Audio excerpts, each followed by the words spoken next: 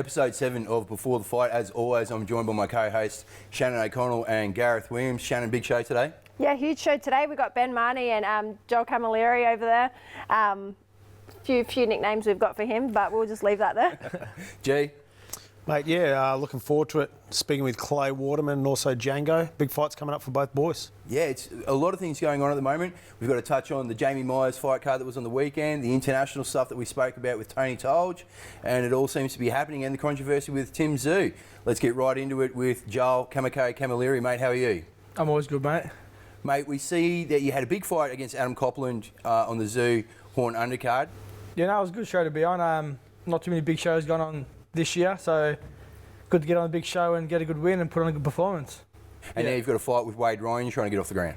Yeah, so we've got a title locked in because the IBO International and also the opponent with Wade Ryan, but right now we're just waiting for a show. So hopefully get on one more show by the end of the year, but we're staying patient. We're in no rush, so see what happens. How does that work? Like, if you guys have agreed to fight with no promoters behind you, like, how does that work? Like, financially wise, like, do you then take the fight to the promoter and say, this is what we want to get paid, and they say yes or no, or well, I how don't does that think happen? if you put things out to the universe, it comes back to you. So I think we've put out the fight. The promoter's always asking for fights. People are pulling out, this guy's scared, this guy's whatever. We're saying we want to fight. It's going to be a good fight for Australia. So I think that any smart promoter is going to put it on. Yeah, but is money going to be an issue? Like, if they go, yeah, sweet, we'll give you this much, and are you going to be like, no, that's not enough, too bad, fights off? Or well, at the end of the day, you got a value, and I'm not greedy.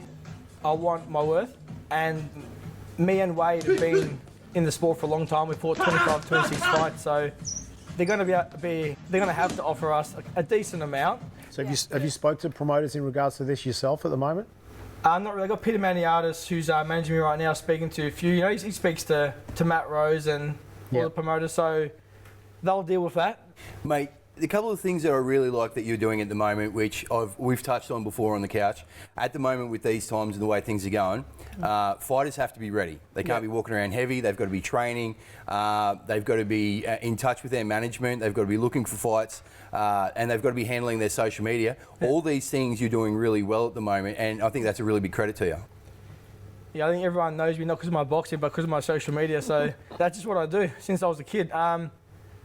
I just keep putting posts up and whatever else, and people say, you know, the guy loves himself. But I'm getting out there. I'm getting sponsors on board because, as Shannon mentioned, like, what are you doing if you're not fighting? Do you want to get paid a lot? I've got sponsors paying me a good amount. I'm living full-time off sponsorship. So all this social media is leading to me getting big fights when I'm not signed with these promoters, and also getting these sponsors on board where I can live a comfortable life. When you fought Tim, did you think your experience would be too much? What was it that you'd think going into the fight that you had over Tim? Definitely experience. I thought, you know, I've gone 10 rounds a couple times before that. He'd gone once with Wade Ryan, which is Wade put a tough fight up that night. Yeah. And so I thought, you know, just use my movement, play with his head a bit, and then as the rounds went on, he'd start slowing down. I'd walk him down and start picking him apart. But all to Tim's credit, he just stuck to the game plan, controlled distance, and just picked me apart and won the chess game. Now, you've had a lot of changes since you've come to Queensland. You were in the Horn camp. You're not in the Horn camp anymore. Yeah. You've moved with Dundee, and you've brought in Faris and Frankie from Eastside. How are you finding the new team? I find it great. They all work together. There's no, I'm better, I'm this, I'm that. Listen to me. I thought to myself that Dundee's great. He supports me, he loves me, and he trains me hard. He's works me very hard. Faris, I think one of the best IQs in Australian boxing, one I've ever met. Frankie, great IQ as well, really controlled and great to have in your corner on fight night. So that's the team I'll stay with in Brisbane, and I won't be leaving anytime soon at all. I think I'll be with them for the remainder of my career. Mate, I'm going to say this, and this is every joke intended. You've got Faris, which is French. Yeah. Dundee, which is what, Korean? Yeah. How hard is your corner to understand? I've got Frankie there for a reason. Dundee gets a bit excited and speaks some decent kind of English at the best of times. And Faris's accent as well, we laugh at that too. I go, mate, listen, if I can't understand it, I'm going to look at Frankie straight away. Yeah. Mate, Farris is a very handy boxer. He's one of the most tricky boxers. Do you spar him as well? Yeah, I do, yeah. Mate, he's the most awkward person to work out. It's like everybody struggles with his style. I think, so Farris was actually the main sparring partner for Blake Caporello when I was with Sam LeBrunner, and that's how we met. And then I was sparring him to prepare for a southpaw. And then after I seen him training people, I go, that's my kind of style. Talking about your transition to Brisbane, coming from the home state, bringing no family with you, does it help that you're so welcomed into everybody's gym?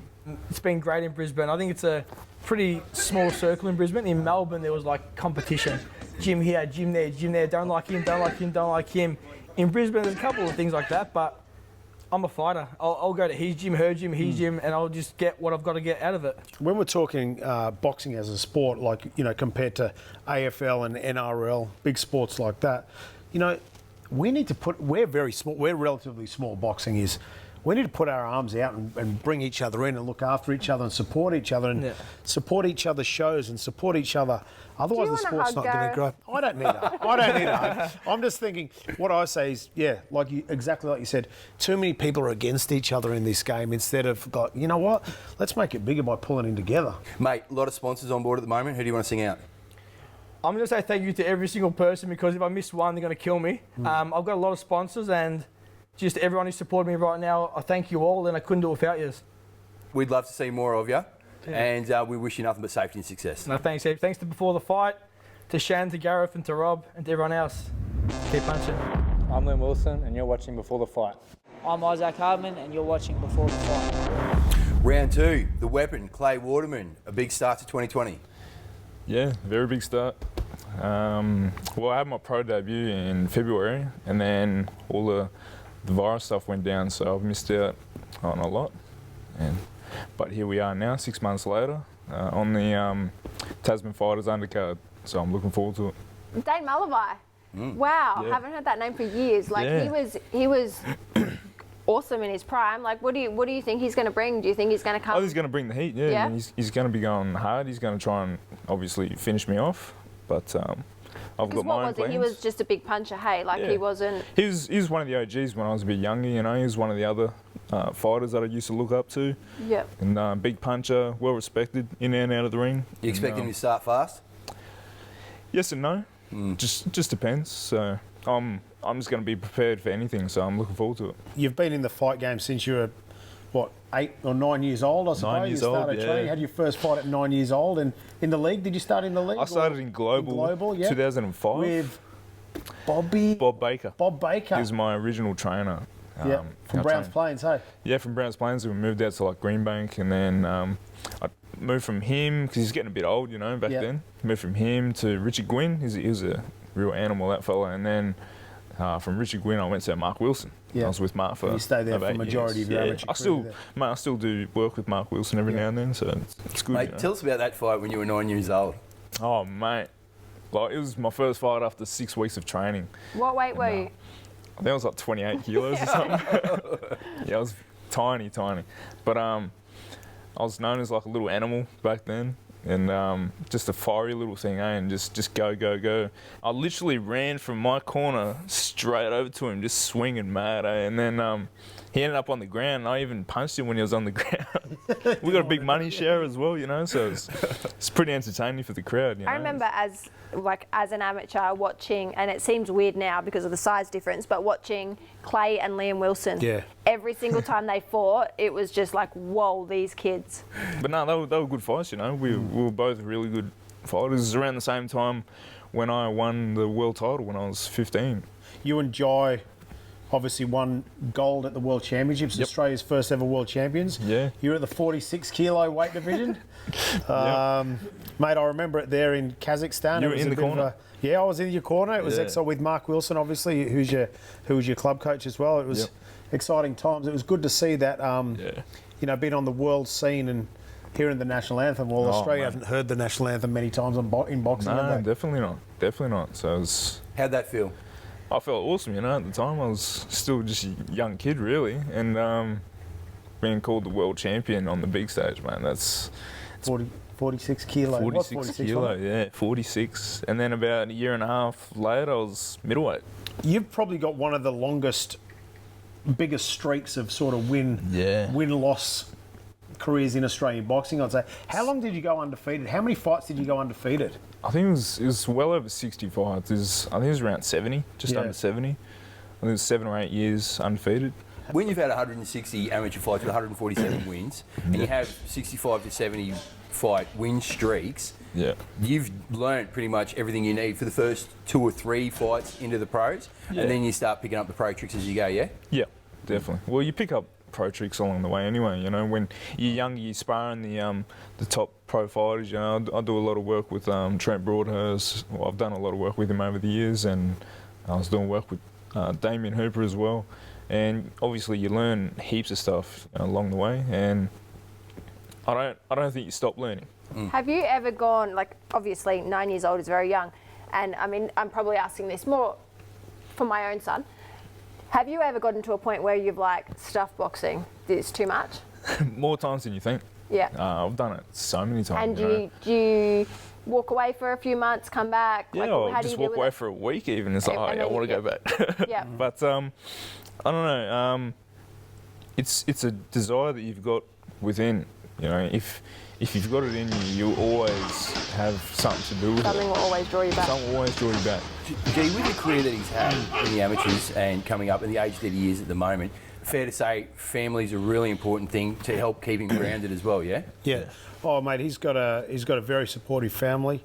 I've known the family since he was like 9 years old. So I've known him I actually sold him his first boxing headguard. I remember his mum coming in. Clay was this big, buying him his first top 10 Like, headguard. he was Remember definitely the top that 10 big one when he that was had? 9. Top 10, yeah. Is that big up to me? I'm a giant. What are you talking about? Mate, it's very important to have that tightness, as we always keep saying. And Clay's definitely got that. What's your brother doing? He was a talent. Yeah, he's he's a late bloomer, really, and he's got all the skills in the world to be champion of anything, but you can't force anyone to do anything. That's so right. we're just letting him come into it when he's ready, and hopefully it's not too late. But, Mate, hobbies outside of boxing are very important. yeah, 100%. And, mate, you're a Holden fan, you love your car. Oh yeah, I love my cars, man. I definitely don't condone like street racing or anything, but I like to take the car to like tracks and stuff like that. Bit of racing and stuff. Bit of a rev head. Bit of a rev head. I got that from my old man, I think. Mate, you keep it fresh. Yeah. I like my V8s. Turbo V8s anyway. Everyone thinks it's your car, but it's It's actually going to be my car. yeah, but whose car is it now? It's still Mum's, but I've spent a lot of money on it. I've spent a lot of money on it. So big tough Clay Waterman drives mummy's car. That's exactly right. Well, actually, look, considering the parent, I'd rather it be registered Mum's name. Oh, yeah, You can get the fines. it's probably a better thing. There's some strength coming up in the heavier weights, G. Always, to be honest, the good crop of amateurs are coming through at the moment. Especially the heavier divisions, mate. That's The heavier right, yeah. division, it's awesome. You know, Yeah. we've got like, heaps of good fighters from Australia. Yeah. They can make a difference. You a know. lot of ability coming through, So- and you know, And at the end of the day, it's all business. So if we all make the right choices, we can all get up there together. that's right. You know, You- at the same Great time. attitude. Mate, thanks for being on the couch. We're going to see a lot more of you. Definitely. Appreciate it, man. Thank you. I'm Taylor Robertson, and you're watching Before the Fight. I'm Stevie Sparks, you're watching Before the Fight. Round 3, we start with Fire Paloo. Django, mate, big fight coming up against Justice Hussein. Yeah, very big fight. Very excited. even though it's against an amateur, really with a 0-0 record in the pros, we know he's not a 0-0 class fighter. Is this the biggest fight of your career to date? 100%. You know, he's done a lot in boxing compared to my record as a fighter.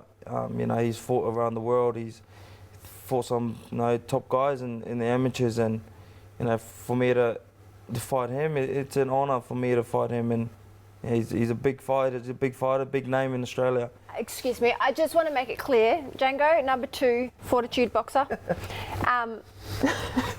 Mate, that? mate, How's that? Number call 2 yourself the favourite. queen. Number 2 favourite. He's the king, mate. How's training been differently for this one compared to any other fight? So I'm feeling fit and I'm feeling good. I've never felt this fit ever. So Well, the one thing I want to touch on is how committed you are to fighting. You're running your own business. Okay, you got boys working for you. You've got a young family. You've been known to finish work and fight, and you're definitely known for finish working and training.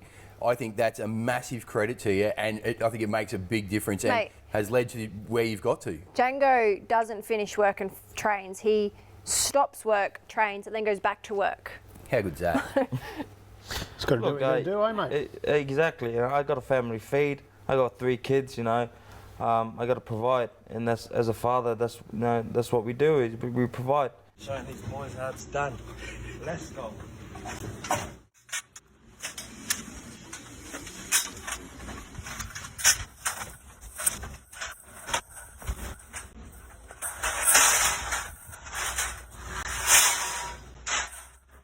I run a business because I got to have a B plan. Box is not going to be there all my life. So, you know, I can, and with the help of my wife, you know, I'm able to do both, run a business and train full time. So, as hard as it is, but at the same time, it's good because it separates me from all the other fighters. You're there to fight, make no mistake about it. Oh, 100%. I say, come fight now. I'm there to fight. I'm not going to, go there and lay down.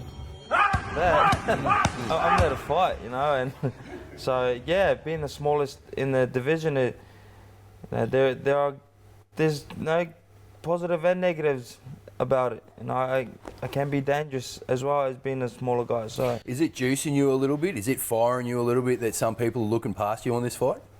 Oh, it does. You know, it gives me more the motivation to, prove them all wrong. Like, I may be small, but I can fight. Mate, you're a killer. Mate, I think, honestly, from the outside, not in either camp, but working closely with both camps, I think people are thinking this is a 50-50 fight. It's a cracking fight. It's a 50-50 fight. Justice has done great things as an amateur, but he hasn't done more than 3 rounds. You know, and that's where... And this guy can punch, man. This guy can really punch. That's a massive thing that people don't understand. Yeah, you might be able to spar 10 rounds, but once you get in that fight, getting into the 5th and 6th and 7th and 8th round, it's different. When you're in the 7th round and your 7th win hasn't even kicked in, you've got to know how to hold. You've got to know how to hold and do all these things. You would think Django's got the advantage there. Long before this fight was announced, you've been moving in and out with Justice, with Jai, and even with Broadhurst lately, and everyone says the same thing. Everyone notices when they spar Django. Oh, 100%. You know, they notice when you hit the brick head. So it ain't going nowhere. They probably also notice the dance moves and. I love to have fun. You know, it comes to boxing. I like to have sing, muck around. Because, take everything too serious. What's the point? It becomes a chore and you don't want to do it. Yeah, you got to enjoy. You got to enjoy what you do. So, for me, it's everything's fun. Have a laugh. But when it comes to business, it's business. How have you settled in at Fortitude? Connor, Benny, this one, Luke, Stevie. It's good. Give muck around with the boys. Give these white boys a little bit of loosen up, But the boys are good, The good boys to be around, and they push you, and no better environment to be around than to be around them. When there's a group session and Django walks in the door, you're like, oh yep, sweet, it's gonna be fun. Like he just brings that atmosphere to the gym. It's awesome. As the king of Fortitude boxing, Number one. Number one. Look, what's Hey, that? I just gotta say this. Yeah. Luke rolls my reps up, so it's gotta say something, eh? Yeah. He used So to roll what's- mine. How do you beat Justice?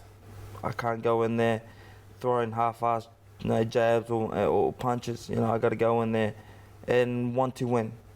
Look like I want to win. Win, lose, or draw. This isn't the end of Django, is it? No, not at all.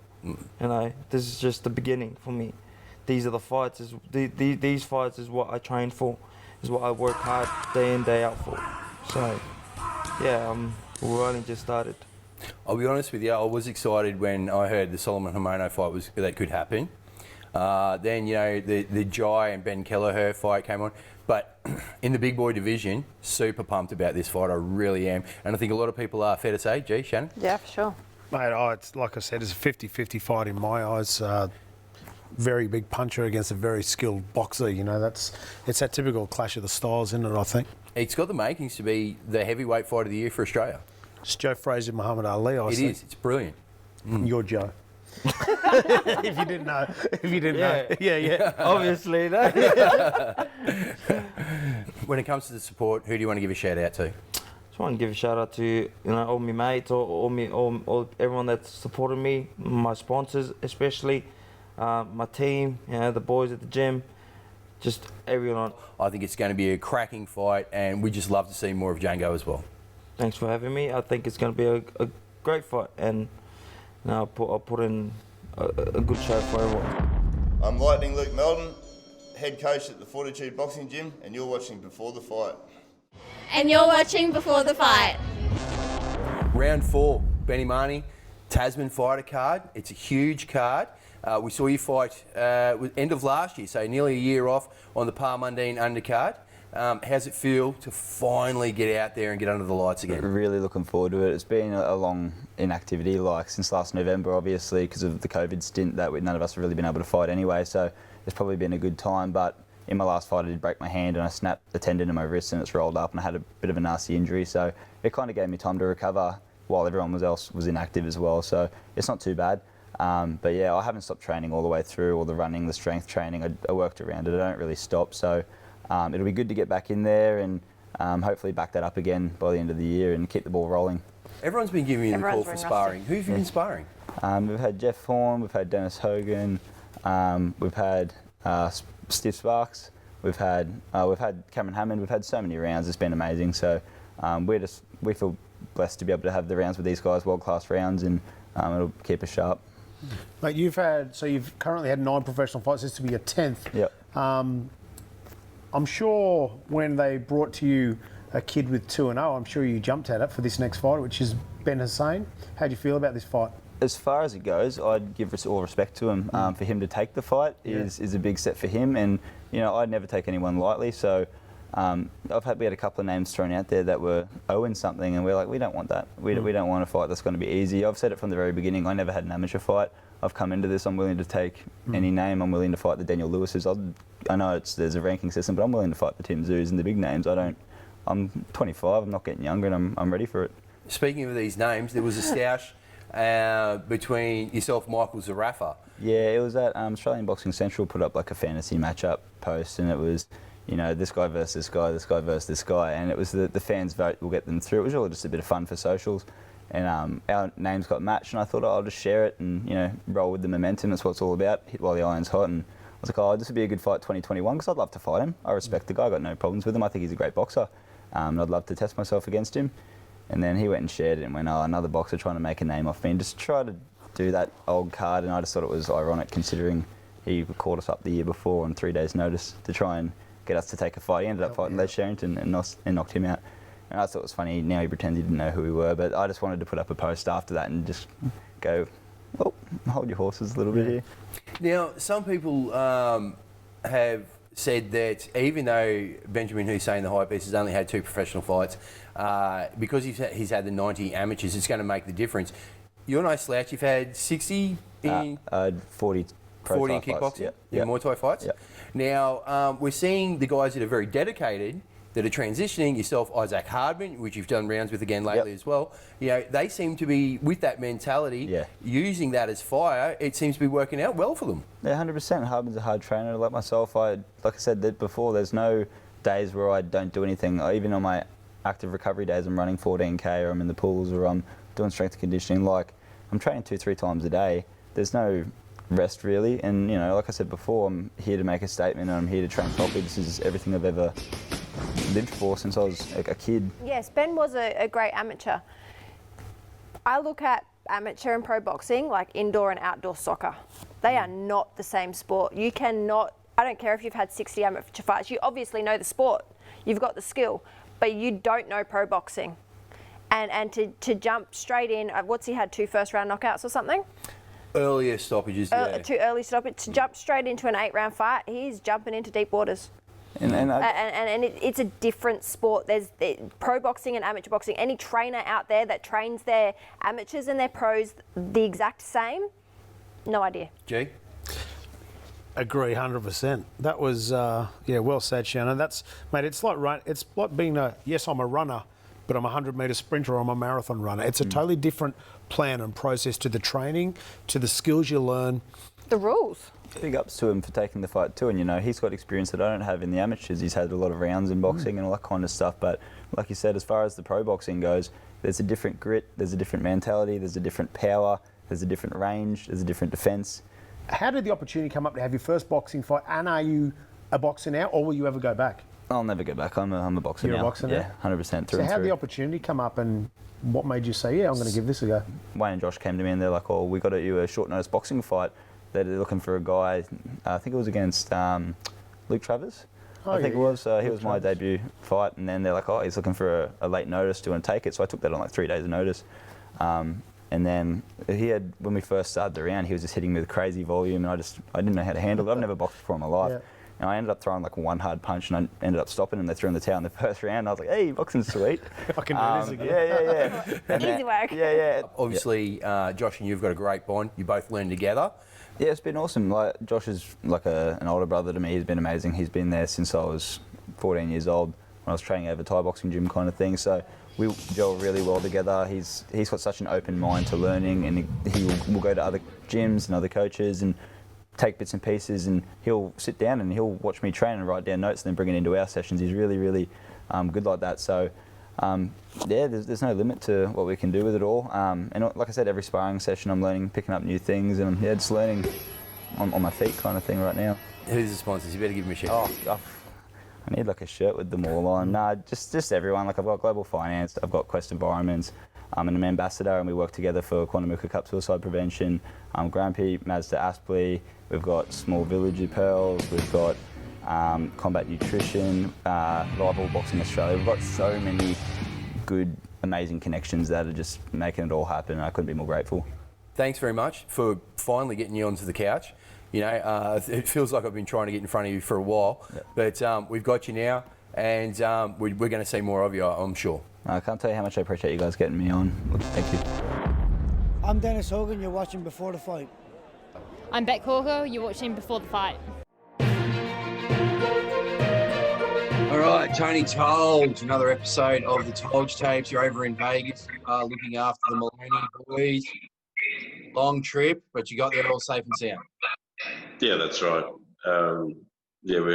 Went from I went from Perth. The boys went from through Brisbane. We stayed a night in Sydney, and then San Francisco, Vegas.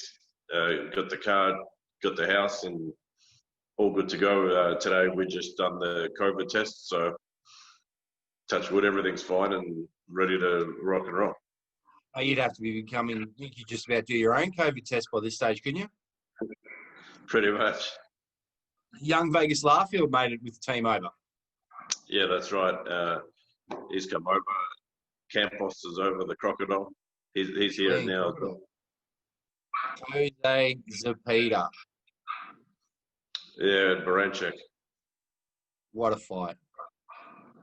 Mate, I was watching it all together in the house watching it. Mate, there's 8 knockdowns in under 6 rounds. Technically, it should have been 9, but mate, unbelievable. The main thing is Baranchek's okay. Yeah, it was an absolute war. One that we haven't seen the likes of in a while. Yeah, exactly. Mate, it just left everyone speechless. Now the winner is the number 1 in the WBC, the mandatory for Ramirez title. Where do you think Liam Paro sits in that now? Well, technically, he's still number 2. He's behind Catterall. Behind Catterall, and just got to wait his turn. We move to domestically, mixing it in with internationally. Hogan's gone overseas. Daniel Lewis isn't taking the Zoo fight. Zarafa said that there wasn't enough money, and Sam Labruno's got involved talking about that. Does this leave Zoo with a possible opponent, maybe Jason Rosario? Definitely not. Rosario's not going to be fighting him. I still believe they're looking at a few of the local domestic fights. I've heard whispers of Daniel Gill, heard whispers of Lenny Zapavinia. What else are we looking at internationally? What does Tolj tell us we should keep a lookout for? Yeah, there's a lot of good fights coming up. There's Villa and Navarreto for the WBO featherweight title. And there's just massive amount of hype for Lomachenko Lopez. Has that got across the board? Oh, mate, it's just every person you talk to, that's all they're talking about over here. Terence Crawford, Kell Brook.